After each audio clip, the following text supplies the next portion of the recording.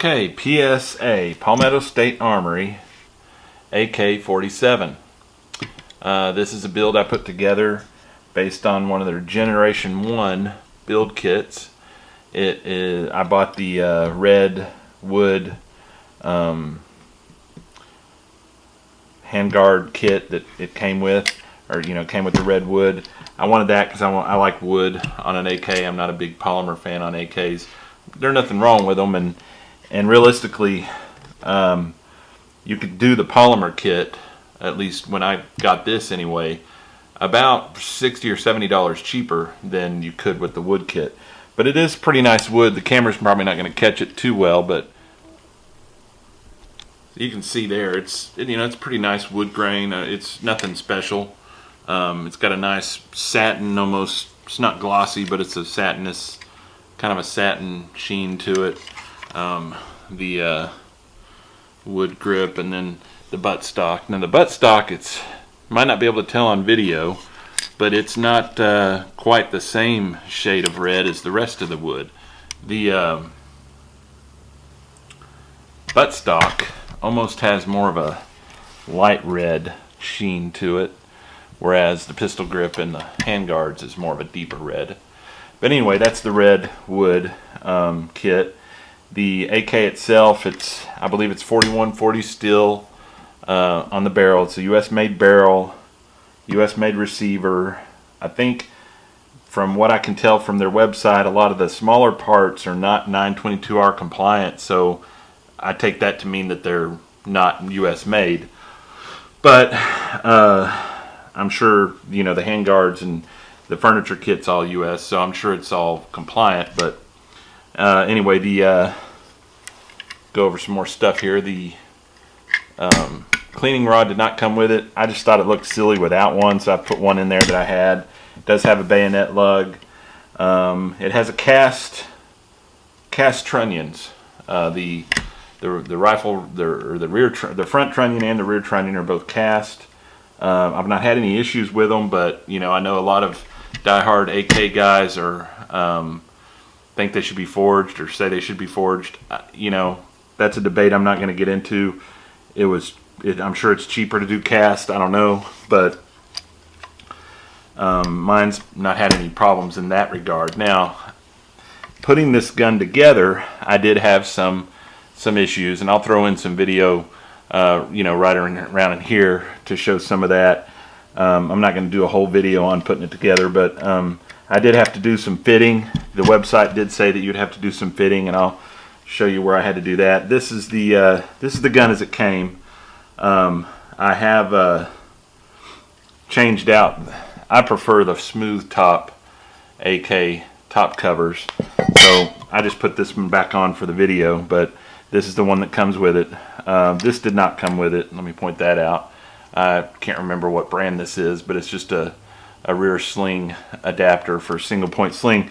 And the reason I put that on was mainly because the Generation 1 kits do not have a sling attachment point on the handguard retaining plate, or whatever, handguard retainer.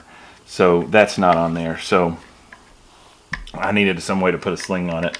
And also the Generation 1 kits do not have the front sight installed. This barrel, and then of course the front sight itself.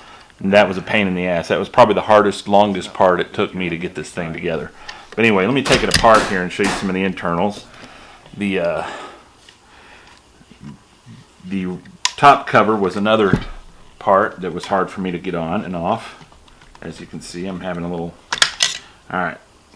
And it's not the top cover, because when I got this one, which I already had, when I put it on, it had the same fitment issues. It's hard to get on. It's not the hand. It's something to do with this gun. What I did to get it to work is I took my file, and I think this cast rear trunnion had a little bit of extra material right here, and that's what caused it to have fitment issues with the dust covers, or receiver covers. So I'm not sure what's going on there, but anyway, I had to do some fitting there. Pull this out. It's dirty because I have been shooting it, and I'll show some video if I haven't already. at the intro to this of me shooting it, but this is all just filthy. And I had to do some fitting on the gas cover, or gas tube rather. Pull this over here, and it's still tight. That's very tight, but you can see some wear there probably. My camera doesn't autofocus, and it's a pain sometimes. But you can see the wear there where I didn't file on that. That's just wear. And it seemed like after I shot it, it loosened up quite a bit. But I had to do some filing and stuff down and around in here to get it to work right. But here's some more of the internals. It has not a G2 Tapco G2 trigger. I don't know what PSA is calling their trigger, but it's a double hook trigger. Zoom in on this here. So it is a double hook. You can see the two hooks there. It's a decent trigger. It's not a great trigger, and I'll speak about that now. That is one of the areas that I had some issues with, was with trigger reset.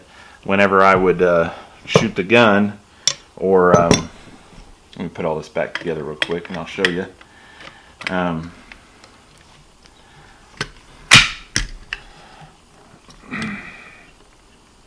That's a little tight still, but it has loosened up since I put it together. I read on some of the on ARP.com. I read on some of the people that were putting these together, they had some trouble with the bolt fitting in the chamber well. I didn't have any problems with that. Mine slid right in when I put it all together, and it's functioned just fine as far as in that regard. But the trigger. So in regards to the trigger, I was having trouble with reset. It would fire just fine, of course. I mean, it shot fine whenever I'd shoot it, and then whenever it would go to reset,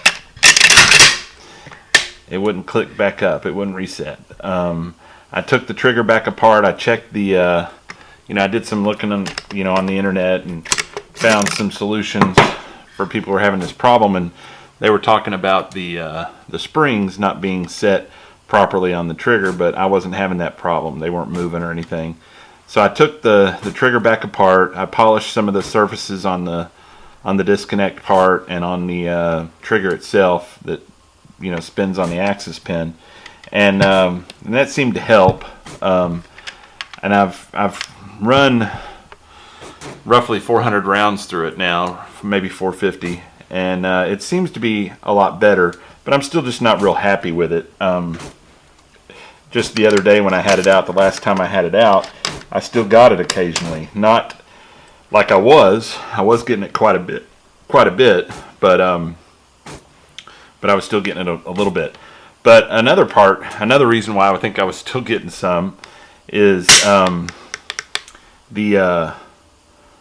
had a recoil buffer on here, and I think that was maybe affecting the trigger slap and the way it was hitting back. I don't know. I took it back off. I only had it on there because, and that's the other issue I had with this build, was I thought maybe I was overgassed. And you can see I'm throwing video in here and there. You can see in this video, the slow motion that I'm showing here, that it wasn't overgassed. I don't think it's overgassed. It doesn't feel like it is. It doesn't have any vent tubes in any vent holes here in the tube like a lot of AKs do nowadays. But so I don't know if it's overgassed or not. But anyway, I'd had a buffer tube on here, or a little recoil buffer thing on here, and I took it off because maybe that had something to do with the trigger slap and the trigger not the disconnect on the trigger not working right the second time I took it out. And I didn't have this on the first time I had it out, and in the video you see of me shooting it, I didn't have it on. So I don't know if that had anything to do with it. But anyway, I took it back off, and I haven't shot it yet since I took it off, but I'm thinking about upgrading the trigger if it keeps having disconnect issues, reset issues. Anyway, that was the other problem I had. The reason I had that buffer on there is the first time I took it out to shoot it, it broke a piece. AKs aren't supposed to break, right? Well, this one broke. It was the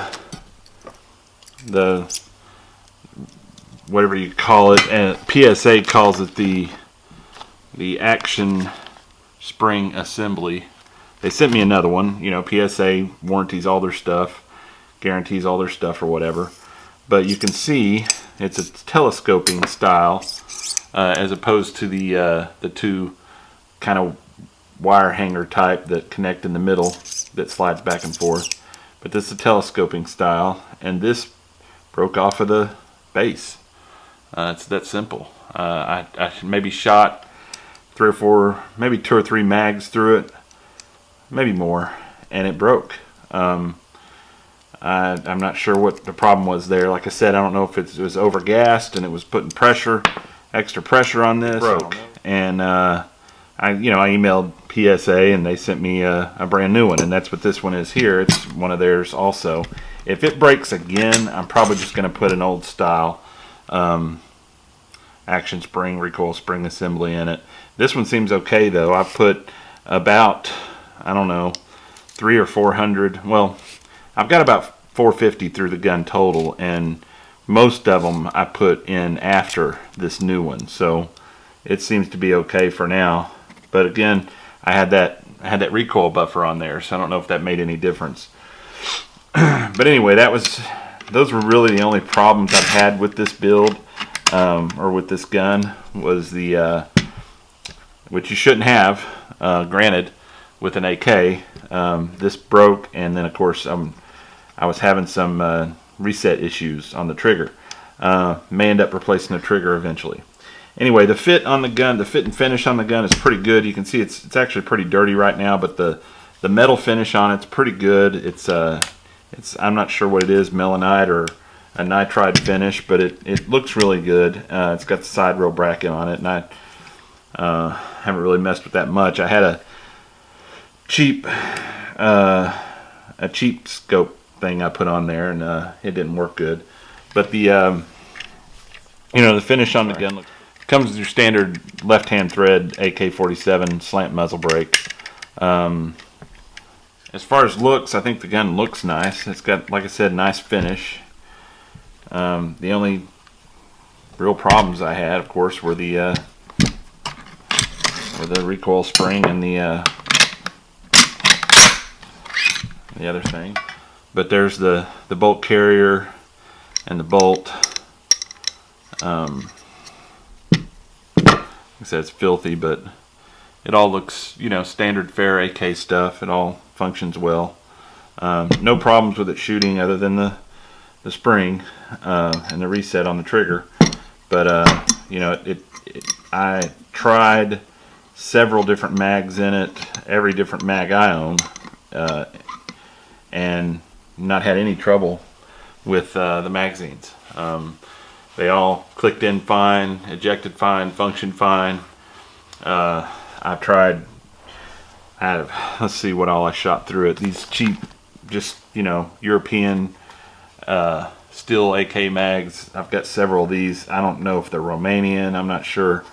I've got some Croatian ones that I tried to have a bolt hold open on them, and they worked fine. Some cheap Tapco ones, some Dark Earth, cheap. I'm not even sure who makes them. They fired fine in it. The PMag, I got a PMag AK47 mag, no problems with it. I mean, really, it's not had any issues with any of the mags I've tried in it. Okay, let's talk about value. I paid around $600 for this. The receiver, barrel combined, all ready to go with the trunnions already riveted in, and was about $300. It was $259.99 with your shipping and with your FFL fee. Came around $300. The parts kit to put it all together from PSA, which required fitting, was $280 with shipping. You might as well say $300. So roughly $600. Now you can get, they have the polymer furniture parts kits, or at least they did when I bought mine, for considerably less. I think they were like I don't know, 220 or so, maybe 200. So, you know, you could build this gun cheaper than what I did. I wanted the wood furniture because I like wood better on an AK. Is it an okay rifle? Yes, it is. I don't think it's a terrible rifle. It has a cast trunnion, and I talked about that earlier. That's a big deal for some people. It's a deal breaker for a lot of them. To be honest, when I ordered this, I didn't know it had cast trunnion up here. I didn't research it well enough. I'm kind of a PSA loyal customer. I've done a lot of PSA AR-15 builds, and I've always liked their service. At least with me, I know there's been other people with questionable service from them, but I've always liked their service. I've always liked their AR-15 stuff, so I thought I would give this a try. I didn't research it much. I bought it, but this is a cast trunnion here. It's also cast back here, but this one's not so bad in the back. It's not so much of an issue. It's the one up front. I've not had any issues with it, obviously. It's not cracked or anything like that. But there are people that won't buy an AK because of a cast trunnion. It's not a bad AK. It shoots. For a recreational shooter and somebody who's going to go out and shoot a few times a year with it, you're probably going to be fine. As far as the internet operators out there who are expecting a zombie apocalypse or whatever, you might want to look for a different AK because, you know, over time this might not be as good a one. I don't know. But anyway, I have other AKs if we do have a zombie apocalypse. But in all seriousness, though, it's not a bad rifle. I like it okay. I like the way it looks. It shoots good. It's accurate. I didn't mention that a minute ago in the main part of the review, but it is pretty accurate. I got the sight. Once I got that drum, that was the hardest thing putting together, really, was putting that drum through there and the sight down in it. That was very difficult. It was very tight. But once I got it all in there, got it adjusted, it's showing to be pretty accurate. You can see these targets I'm throwing up here in the video. 25 yards after I got it sighted in, pretty good. It was giving me, you know, pretty decent groups, and then at 50 yards it wasn't too bad. These are I was using 18-inch, I think they're 18-inch by 10-inch targets. So, but and then at 100 yards, it was a pretty big group. But you know, if that was a person standing down there, those have been all torso shots. Those have been all right in the torso. So, because like I said, it's an 18-inch by 10-inch target. So, I'm plenty pleased with the accuracy of the gun. I need to get one of my other AKs out and see how accurate it is on iron sights. I don't know, but overall, I don't regret buying the gun. Can I recommend it? I don't know. That's for you all to decide. I just wanted to show a video of it, get some views of the gun. You can see it. If you have any questions, put them in the comments below. Thank you for watching, and please hit the like button. I appreciate it. It helps me. And then, of course, if you like listening to me ramble on about guns and my limited knowledge of them, it seems at times, please subscribe. And you know.